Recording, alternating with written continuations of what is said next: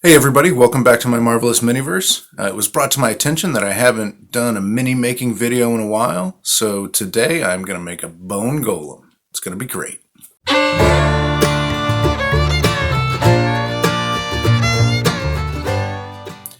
So I've been running the Saltmarsh campaign, just the Wizards of the Coast, Ghost of Saltmarsh, and there's several different custom creatures in there, but one of them is called a skeletal juggernaut. And I couldn't find a mini to represent it, but I did get on Thingiverse and I found a really cool bone golem that I think represents it really well. It's modeled by BigMrTong. I'll leave a link down below so you guys can look at it. And before I get into it, I just want to reiterate that I am very new to miniature printing and painting. So this is from a beginner's perspective. Like my daughter, she can paint me under the table. I'll leave a link to her Instagram below too. But in this video, I'm going to take you through from doing the supports and printing all the way through the finished product. So let me know what you guys think, down below over on the Facebook page. I really would like some constructive feedback, because what I think looks good doesn't necessarily mean what you think looks good. And if you like what you see, thumbs up, hit me a subscribe, and hit the bell if you want to continue seeing these things.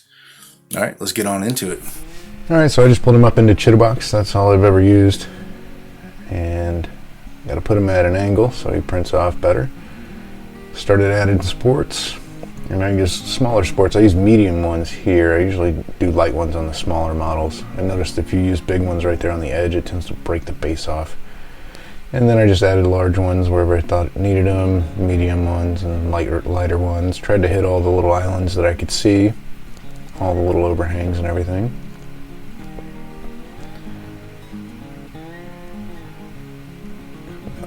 Some final adjustments, and I did a slice, and I always check it in here for little islands. I know there's programs you can use that'll do it for you, but I just used the one in Chitterbox. And then once I got a good slice, went ahead and printed it out, and that's what he looked like. He's got a lot of overhangs and little bits and pieces, and I used a lot of supports, so I was really careful clipping him out. It took me a little while, but I don't think I broke any of them off. And then cleaned it up with a scalpel. And then that's what he looks like after I primed him. I primed him black first, and then primed white over it. I think it might have been a little bit of an overkill. I think I washed some of the features off of his face, but I don't think it was detrimental. So then I just started with the black wash, the Nuln Oil, and I didn't want to do the whole thing. I just wanted to hit all the deepest crevices, cracks and stuff, wherever I thought it was gonna give it a little more of a 3D pop. Make it look a little better. I hit the underside a little bit too, where I thought it was going to be shaded.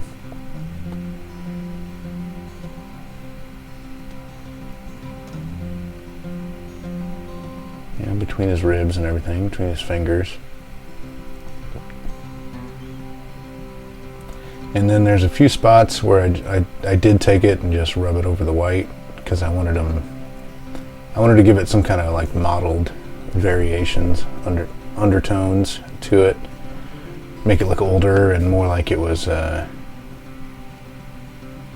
cobbled together by different things. Then I came to the brown wash, the Agrax Earthshade, and I just went over the whole thing, and I put it, like in the deeper crevices. I tried to pack a little bit more in there or come back over it twice, and then there's some spots, I left it pool up a little bit to give a little darker variation.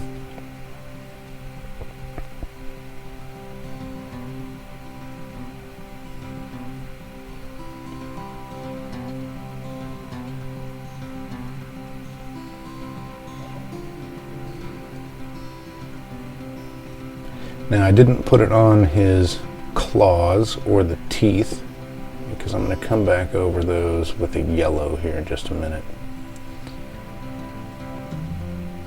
Here, the Cassandra yellow. I wanted to make the nails and the teeth and the claws, and I did the horns up there too. give them their own little shade.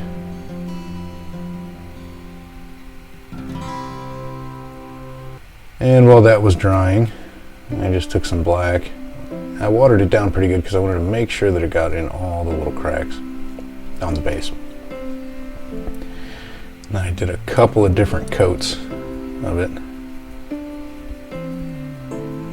Just went around, got all the rocks, all the flagstones, all the little cracks in between.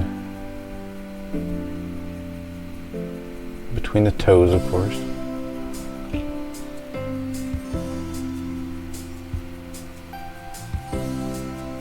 And I made sure to get the edge of that base. I want the edge of that base to be black. I really like that look.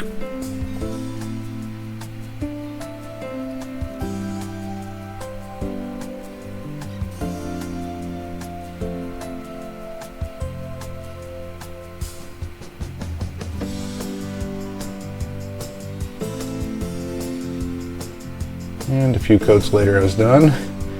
And by then the top of it was dry, so I came back to the lawful white. It's just a bright white, titanium white, the same thing, I think.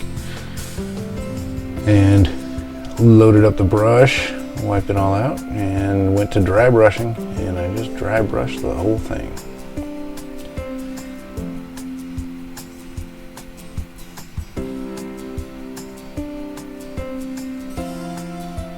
There were a couple spots I didn't dry brush, like underneath his ribs there, and underneath his pelvis, you know, places that are going to be really dark anyway.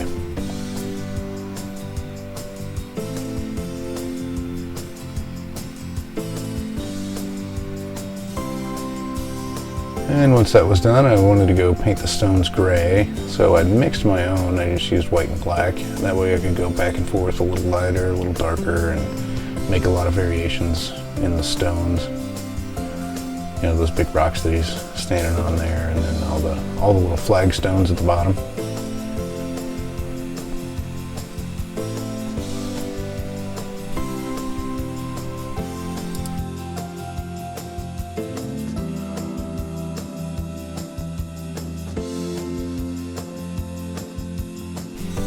And once I got that base done, then I came back to the top and did some more dry brushing. I really wanted to make all the other different colors in there more subtle. Some of them were sticking out too much. Some of those yellows were a little too bright, so I just went ahead and dry brushed over and over it till it blended in and looked more bone-like, more old bone-like.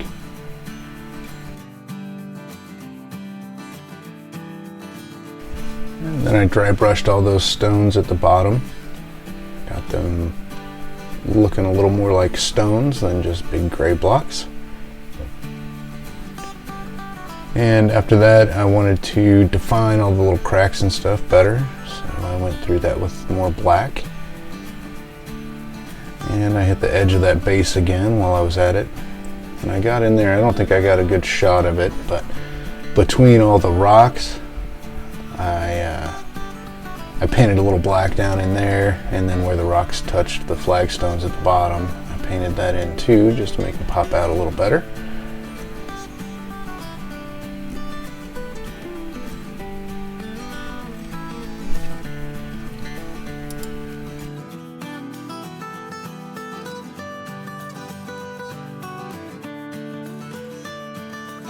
And here he is in all his undead glory. Big pile of different skeletons animated together into the bone golem, or skeletal juggernaut, as I used him as.